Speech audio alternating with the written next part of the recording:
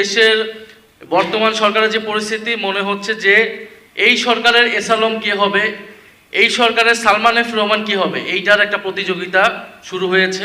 আমরা খুব শীঘ্রই আমাদের এটা স্পষ্ট হবে যে এই 5 বছরের মধ্যে আসলে নতুন এসালম কে হতে যাচ্ছে, নতুন বেক্সিমকো বা সালমান এফ রহমান কে হতে যাচ্ছে। এখন আপনি এখানে বিনিয়োগের কথা বলা হচ্ছে, তো বিদেশিরা বিনিয়োগ করবে। বিদেশিরা বিনিয়োগ করার জন্য যে আগে তো দেশীয় ব্যবসায়ীদের আস্থাটা নিতে হবে। দেশীয় ব্যবসায়ীদের যদি ইনভেস্টমেন্ট করার বা বর্তমান পরিস্থিতির উপর আস্থা না থাকে, তাহলে তো বিদেশি বিনিয়োগরা আসবে না, এটা খুবই স্বাভাবিক। বর্তমান সরকার, তারা এর আগে বলেছে নির্বাচিত সরকার আসলেই সকল ট্রাস্ট চলে আসবে এবং বিদেশি বিনিয়োগ হুড়হুড় করে আসা শুরু করবে।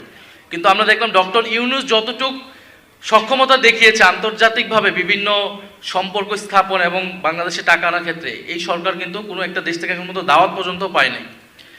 তো IMF এর ঋণ তাদের বন্ধ হয়ে গিয়েছে। তো এখন একটা খুবই স্বাভাবিক বিষয় যে আপনি তো ব্যবসায়ীদেরকে নিজের উপদেষ্টা কমিটির সদস্য করে ব্যবসায়ীদের ট্রাস্ট গেইন করতে পারবেন না। তো বর্তমান সরকার এই পলিসিতে তারা আগাচ্ছে।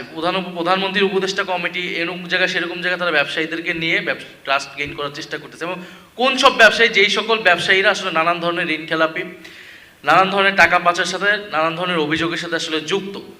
ফলে আমাদেরকে ব্যবসায়ীদের ট্রাস্ট গেইন করতে হবে সরকারকে যে কোনো মূল্যে। এটা সরকারের জন্য না, দেশের অর্থনীতির জন্য প্রয়োজন। এবং সেই সকল ব্যবসায়ীর জন্য যারা আসলে নিজেদেরকে কিছুটা সৎভাবে ব্যবসা করার চেষ্টা করেছে, তাদেরকে ঋণ দেওয়া। আমাদের যারা SME, যারা ক্ষুদ্র এবং মধ্য শিল্প বিস্তারের কথা আমরা বলে আসতেছি, আমরা বড় বড় গোষ্ঠীকে, কর্পোরেটকে আপনারা ঋণ দিবেন, যেই ঋণ আপনি জানেন যে ঋণ সে রাজনৈতিক লবিংয়ের মাধ্যমে পায়, যে ঋণ সে শোধ করে না। কিন্তু একটা কৃষককে যদি 5,000 টাকার ঋণ হয়, সেই ঋণ পরিশোধ না করলে তাকে আপনি কোমর বেঁধে আপনি নিয়ে যান, জেলখানায় নিয়ে যাচ্ছেন। বা আপনি এখানকার ক্ষুদ্র ব্যবসায়ীরা ব্যাংকের পিছে ঘুরে ঘুরে তারা কোনো ধরনের ঋণ পাচ্ছে না। তো এইটা যদি দেশের পরিস্থিতি হয়, তাহলে আসলে এই অর্থনীতির চাকা ঘুরবে না।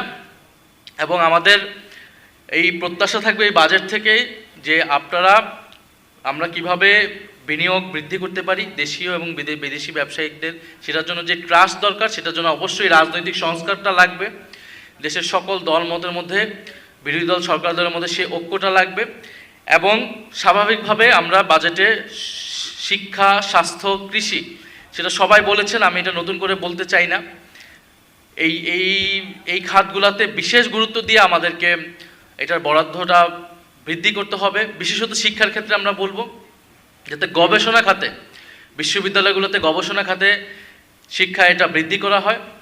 এবং সর্বোপরি আমাদের যেই দুর্নীতি এবং লুটপাট যে অর্থনীতি আমরা 16 বছর দেখেছি, সেইটা থেকে এইবার আমরা পরিবর্তন হব, এই প্রত্যাশাটাই আমরা রাখি সরকারের যে কোনো অর্থনৈতিক পলিসি থেকে, বাজেট থেকে। কিন্তু বাংলাদেশ ব্যাংকের গভর্নর যেই ব্যক্তিকে করানো হলো এবং যেই প্রক্রিয়ায় তাকে গভর্নর বসানো হলো, এই ধরনের সিচুয়েশন দেখার পরে আসলে বাংলাদেশের দেশীয় ব্যবসায়ী বলেন, বিদেশি ব্যবসায়ী বলেন, কেউই আর আসলে সরকারের উপর ট্রাস্ট রাখবে না বিনিয়োগ করার ক্ষেত্রে। এবং তার সাথে আন্তর্জাতিক পরিস্থিতি, জ্বালানি পরিস্থিতি সব কিছুই আছে। এটার জন্য সরকারকে ওপেন হতে হবে, সরকারকে সঠিক তথ্য সরবরাহ করতে হবে এবং আসলেই যতটুকু সংকট সেটা বলতে হবে, অন্যের উপর দায় না চাপিয়ে।